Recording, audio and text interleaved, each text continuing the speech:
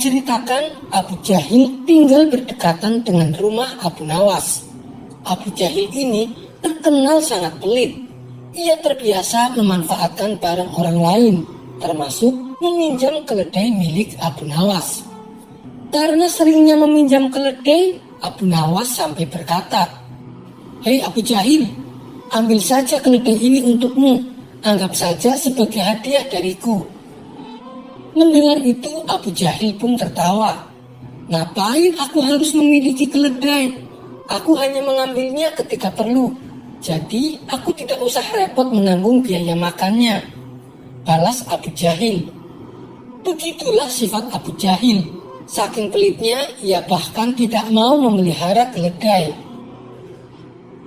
Suatu ketika, Abu Jahil jatuh sakit. Ia sudah berobat kemana-mana, tapi penyakitnya tak kunjung sembuh. Ia pun lalu meminta nasihat dari Abu Nawas.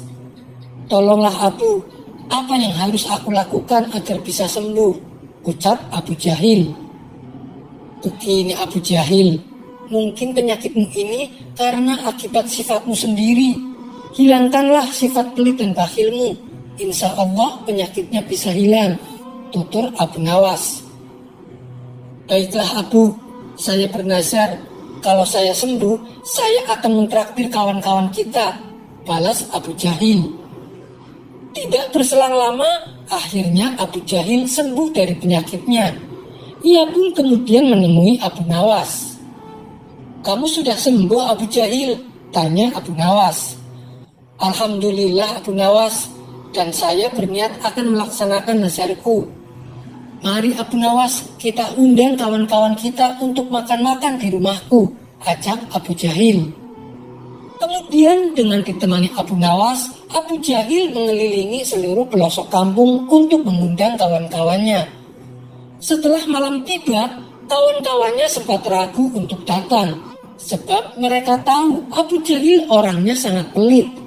Namun Abu Nawas meyakinkan mereka kalau kali ini Abu Jahil benar-benar akan mentraktirnya makan. "Kenapa kau begitu yakin Abu Nawas? Kamu kan tahu sendiri, dia pelitnya minta ampun," tanya salah satu dari mereka. "Karena ini adalah nazar yang dia ucapkan sewaktu sakit," jawab Abu Nawas. Maka mereka pun bersedia mendatangi undangan Abu Jahil. Sesampainya di rumah Abu Jahil, mereka melihat berbagai macam hidangan lezat sudah tersedia di meja makan. Ada ayam kalkun, ada daging sapi, dan masakan daging puyuh kesukaan Abu Nawas. Mereka lalu dipersilahkan masuk oleh pelayannya Abu Jahil dan dipersilahkan duduk di depan meja makan. "Kamu benar Abu Nawas, ternyata Abu Jahil sudah berubah," celetuk salah satu kawannya. Abu Nawas sepertinya sudah tidak sabar ingin segera menyantap hidangan di depannya. Namun si pelayan mengatakan supaya menunggu kedatangan Abu Jahil. Tidak lama kemudian datanglah Abu Jahil. Ia segera duduk di kursi yang sudah disediakan. Untuk menghormati tuan rumah, mereka menunggu Abu Jahil yang mengambilnya terlebih dahulu. Ketika Abu Jahil mencicipi masakan daging sapi, ia langsung berteriak, "Hei pelayan, kamu bodoh ya? Kenapa masakan daging sapi ini tidak dikasih garam? Masukkan kembali ke dalam," perintah Abu Jahil. Si pelayan segera mengambil daging sapi dan membawanya masuk. Kemudian Abu Jahil mencicipi ayam kalkun. Ia pun kembali berteriak, "Hai pelayan, kenapa masakan daging kalkun ini kebanyakan kecap? Rasanya kan jadi tidak enak. Masukkan kembali ke dalam," perintah Abu Jahil. Si pelayan kembali mengambil masakan ayam kalkun dan membawanya masuk. Begitulah seterusnya. Satu persatu hidangannya lenyap dari meja makan. Abu Nawas dan kawan-kawan merasa kecewa karena dipermainkan oleh Abu Jahil. "Oh, jadi begini caramu Abu Jahil," pikir Abu Nawas. Kini yang di meja tinggal tersisa satu hidangan, yaitu hidangan daging burung puyuh, di mana itu adalah makanan kesukaan Abu Nawas. Ketika Abu Jahil hendak mencicipinya, Abu Nawas langsung mencegahnya. "Hei Abu Jahil, Apa kau tidak tahu, daging puyuh kalau dimakan suka bergerak-gerak. Saya khawatir mengandung racun. Mendengar itu Abu Jahil jadi merinding.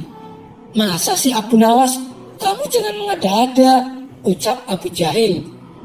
Silahkan coba sendiri kalau tidak percaya, balas Abu Nawas. Abu Jahil jadi ragu untuk mencicipi masakan daging burung puyuh. Ia pun menyuruh Abu Nawas untuk melakukannya.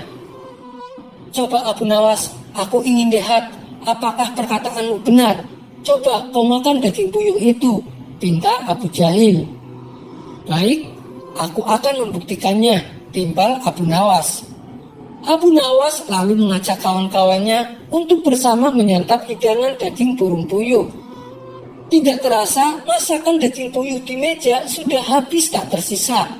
Sementara Abu Jahil hanya melongo melihat itu. Hei Abu Nawas, kau bilang daging puyuhnya bergerak-gerak. Mana buktinya? Kamu membohongiku ya? Kata Abu Jahil emosi. Hei Abu Jahil, coba kau perhatikan mulutku. Bukankah dia bergerak-gerak saat aku kunyah? Balas Abu Nawas sambil menunjukkan mulutnya. Kalau itu sih, semua makanan juga bergerak-gerak saat dikunyah. Yang aku maksud, tadi kau bilang daging burung puyuhnya bisa bergerak sendiri. Tanya Abu Jahil penasaran. Yang bilang bisa bergerak sendiri siapa Abu Jahil? Aku kan tadi bilang, daging puyuh kalau dimakan bisa bergerak-gerak, ujar Abu Nawas. Akhirnya Abu Nawas dan kawan-kawan pulang dengan keadaan perut kenyang. Sementara Abu Jahil merasa rugi karena memberikan makanan kepada Abu Nawas dan kawan-kawan. Dalam perjalanan pulang, Abu Nawas berkata kepada kawan-kawannya, kalau orang pelit harus disiasati biar kapok. Mereka pun tertawa mendengar ucapan Abu Nawas. Sampai di sini dulu perjumpaan kita. Semoga Anda terhibur. Wassalamualaikum warahmatullahi wabarakatuh.